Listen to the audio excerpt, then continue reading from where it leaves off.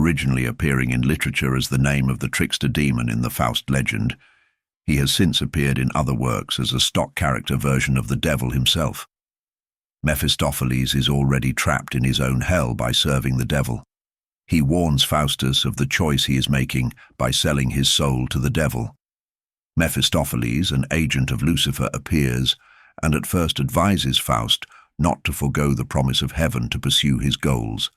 Farnham adds to his theory, Faustus enters an ever-present private hell like that of Mephistopheles. Thanks to this, Mephistopheles has been sometimes treated as a servant of God who fell and was controlled by Lucifer and Satan for their own schemes. Like the other demons, Mephisto, by his nature, is either confrontational or chaotic. Being a shapeshifter, Mephistopheles can assume many shapes. With William Shakespeare saying that he has power to assume pleasing forms, Mephistopheles craved importance and elegance before he turned into a demon. These yearnings are reflected in his demonic shape, which is much more human and attractive than the shape of other demons. Most of the time, Mephisto can also appear as a random individual that would be passed as a friendly citizen. Example of which was when he appeared before Geralt as a seemingly ordinary merchant, but with subtle and hidden dark undertones.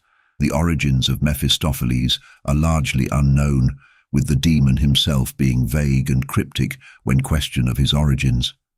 Of the two prevailing theories regarding his background, he was either created by the devil to serve as his messenger, or was once a mortal that was so malicious and conniving that he found favor with Satan and appointed him among the ranks of Hell's Legion.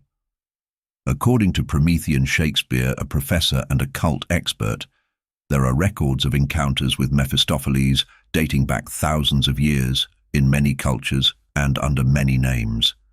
He is the archetype of a trickster devil, as he plays with victims and thrives on pacts above all else, seemingly harmless contracts that drives their parties to madness.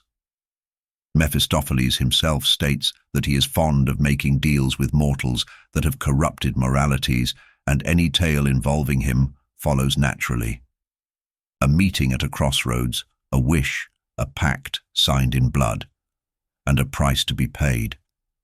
Mephistopheles is also said to be the king of the crossroads, meaning he is the ruler of the demons that can be summoned at crossroads, and those demons are ones who take a person's soul once the person makes a deal with the demon. When Mephistopheles first appears to Faust, he makes his position clear. First, he informs Faust that he does not wander the earth seeking out souls to corrupt. Instead, he claims that he was just passing by and sensed that Faust, who had been attempting to magically summon demons, was already on the brink of corruption. Next, Mephistopheles warns Faust to change his ways, describing the horrors of his own private hell to try to convince Faust bargaining with the devil is a bad decision. Unfortunately, Mephistopheles' warnings fail. Faust insists that Mephistopheles should be his slave for 24 years, after which he will give his soul to the devil. Eventually, Mephistopheles accepts Faust's slave. As Faust's slave, Mephistopheles goes above and beyond to make Faust's sacrifice worthwhile. He brings him wealth, beautiful women, and all sorts of earthly pleasures. Most importantly, he takes Faust on grand adventures, even time-traveling and flying to the stars with him, so that he can understand all of creation. Eventually, Faust proclaims, "Had I as many souls as there are stars, I'd give them all for Mephistopheles," proving that the demon is a pure, never-ending delight. Of course, Mephistopheles can't share Faust's delight, even during their most dazzling journeys. He continues to remind Faust that he will regret their 24 years of pleasure when he has to spend an eternity in hell. Mephistopheles also makes countless cynical observations about humanity and civilization. Like all that comes to be, deserves to perish wretchedly. To a better, nothing would begin.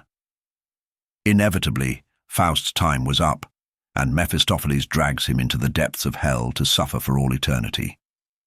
As hell's dealer, Mephistopheles was summoned by many power-hungry, desperate and corrupt humans over the years, and each of them ended up having their souls dragged to hell when their contracts expired.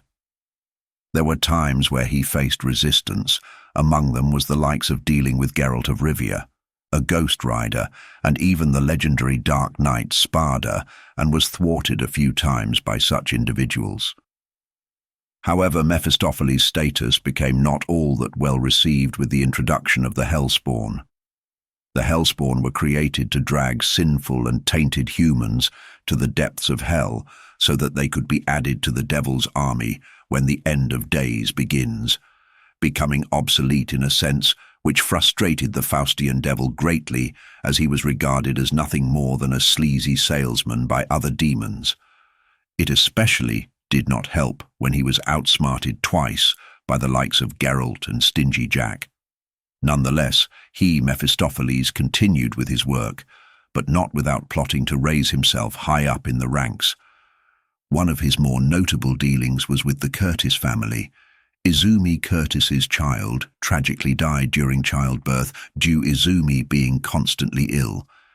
The death of her child rendered her deeply depressed and desperate enough to try and revive her stillborn child by summoning none other than Mephistopheles himself, although she was unaware that ritual itself involved the summoning of a demon.